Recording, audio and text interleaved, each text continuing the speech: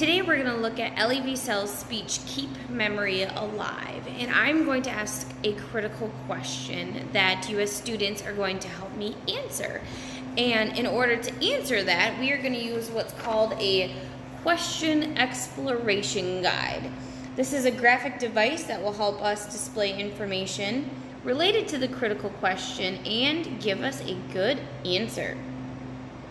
So you're going to participate by helping me complete this, and we're going to use this to answer a critical question of why is Elie Wiesel's speech important to the Holocaust victims?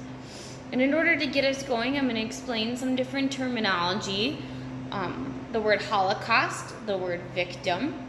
I've got some supporting questions that I'd like to ask of what happens to Elie. What is one memory of his? What does he mean by keep memory alive?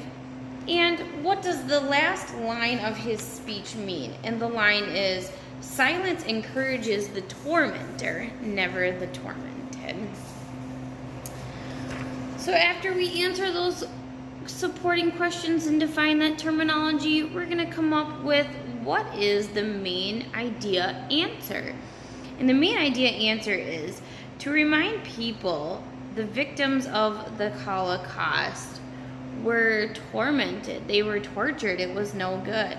And as with a survivor, or those of us that have a voice, we need to speak up for those that have been oppressed. Okay?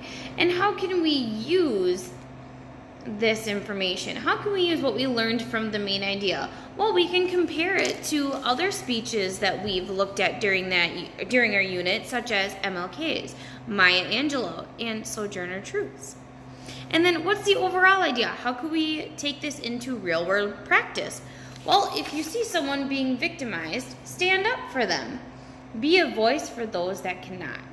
And then we could apply it to even taking the time in our next lesson, which we're going to do, of writing a speech for something that has happened in today's culture and society.